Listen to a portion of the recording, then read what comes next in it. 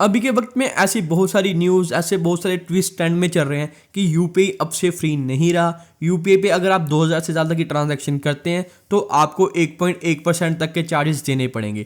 ऐसा बहुत सारे न्यूज़ चैनल्स ने कहा था, लेकिन पीआईबी ने ना ये ट्वीट करते हुए कहा कि ये थोड़ा मिसलीडिंग न्यूज़ है। इसके बाद से इन्हीं न्यूज़ चैनल ने क्लियर किया कि जो वॉलेट पेमेंट्स है ना उस पर ट्रांजेक्शन फी लगेगी, जो नॉर्मल यूपीआई है वो बिल्कुल ही फ्री रहेगा। ये सब उन्होंने क्लियर किया जब से एनपीसीआई ने ना ये क्लैरिफाई किया है। तो देखिए, एनपीसीआई ने ये 29 मार्च को ना ये स्टेटमेंट जारी की थी जिसमें उन्होंने डिटेल में बताया था कि कहां पे चार्जेस लगेंगे और कहां पे चार्जेस नहीं लगेंगे। तो इनके अकॉर्डिंग जो नॉर्मल यूपीआई ट्रांजैक्शन है, जो कि हम में से ज्यादातर लोग करते हैं, उस पर कोई भी ट्रांजैक्शन फी नहीं लगेगी। जो पीपीआई के थ्रू ट्रांजैक्शन होगी उस पर चार्जेस लगेंगे। तो इस वीडियो में हम इस यूपीआई के न्यू चार्जेस के बारे में बिल्कुल डिटेल में समझेंगे कि ये यूपीआई के न्यू चार्जेस हैं, ये किस किस को देने पड़ेंगे, ये कौन सी ट्रांजैक्शन पे एप्लीकेबल होंगे और कौन सी ट्रांजैक्शन पे ये नहीं एप्लीकेबल होंगे, और क्या ये ट्रांजैक्शन फी कस्टमर को ही देनी पड़ेगी, और बहुत कुछ। तो इस वीडियो को लास्ट तक जरूर देखें। तो ये हम सब पे इसलिए इंपैक्ट करता है क्योंकि हम में से जो 40% लोग हैं ना, वो सभी मनी ट्रांसफर करने के लिए ना यूपीआई का यूज करते हैं। यूपीआई एप्स के थ्रू, जैसे पेटीएम हो गया, गूगल पे हो गया, फोन पे,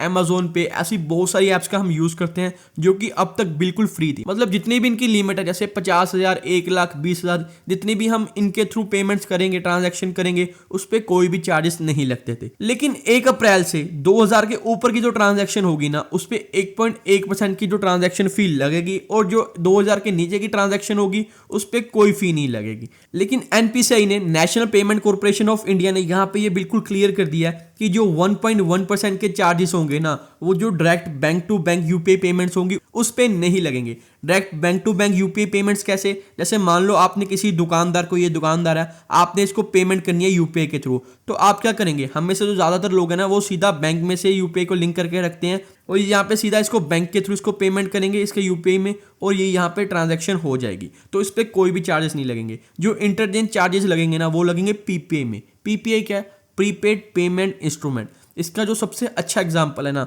वो है डिजिटल वॉलेट। जैसे पेटीएम वॉलेट हो गया, फोन पे वॉलेट हो गया, इस तरह के जो वॉलेट्स होते हैं जिसपे हम पैसों को ऐड करके रखते हैं पहले से ही। जैसे मान लो आपने पेटीएम चला रखा है, आपका पेटीएम बैंक अकाउंट से लिंक है, आपने क्या किया, आपने ना इसमें पहले से ही 1000 ऐड करके रख लिया पेटीएम वॉलेट में, और अगर आपने किसी को पेमेंट करनी है तो आपको बैंक से पैसे नहीं उठाने पड़ेंगे, आप सीधा ना पेटीएम वॉलेट से यहाँ पे पेमेंट कर सकते हैं। तो एनपीसीआई ने कहा है कि जो इस तरह से पेमेंट्स होगी ना, मतलब पीपीआई के तरीके से जो पेमेंट्स होंगी, उस पे 1.1% के चार्जेस लगेंगे अगर वो 2000 से ऊपर की होंगी। अगर वही पेमेंट 2000 के नीचे से होंगी उस पर कोई चार्जेस नहीं लगेंगे। और यहाँ पे उन्होंने ये क्लियर किया है कि ये जो चार्जेस है ना, ये मर्चेंट को देने पड़ेंगे। मतलब जिस दुकानदार को आप कर रहे हैं ये उसको देने पड़ेंगे, ये आपको नहीं देने पड़ेंगे। और इन्होंने बार बार कहा कि जो directly bank account to bank account transaction होगी वो बिल्कुल फ्री रहेंगी, उस पर कोई भी चार्जेस नहीं लगेंगे। तो अब तक आपको ये तो समझ में आ गया होगा कि जो नॉर्मल यूपीआई पेमेंट्स है ना, उस पर कोई भी चार्जेस नहीं लगेंगे कस्टमर को। और यहाँ पे ये मैं ऐड कर दूं कि हम में से जो 99.9% लोग हैं ना,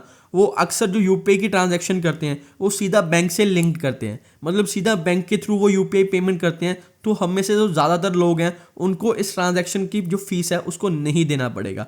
सिर्फ 0.1% जो लोग हैं वो पेटीएम वॉलेट्स या गिफ्ट वाउचर जैसी जो सुविधाएं हैं उसका इस्तेमाल करते हैं, जिसपे अगर वो 2000 से ज़्यादा की ट्रांजैक्शन करेंगे उन पे उनको ट्रांजैक्शन फी देनी पड़ेगी। अब आपके दिमाग में एक क्वेश्चन आ रहा होगा कि एनपीसीआई ने ये जो डिजिटल वॉलेट्स हैं और गिफ्ट वाउचर है, इन पे ये चार्जेस फी क्यों लगाए?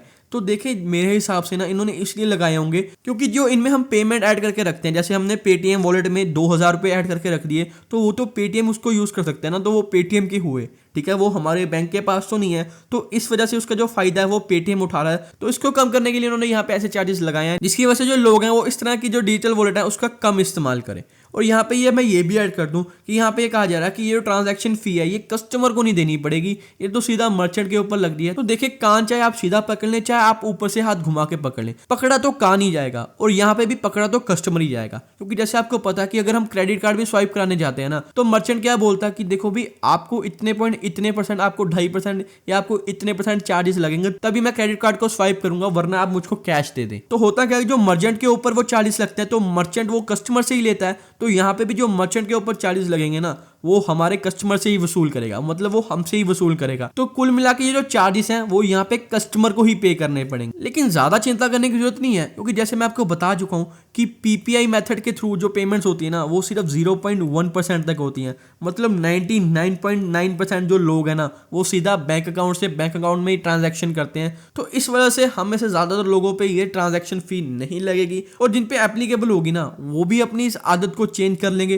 तो आई होप आपको ये वीडियो अच्छी एंड इन्फॉर्मेटिव लगी होगी। अगर आपको ये वीडियो अच्छी लगी हमारे चैनल को सब्सक्राइब करें, वीडियो को लाइक एंड शेयर करें, एंड थैंक्स फॉर वॉचिंग।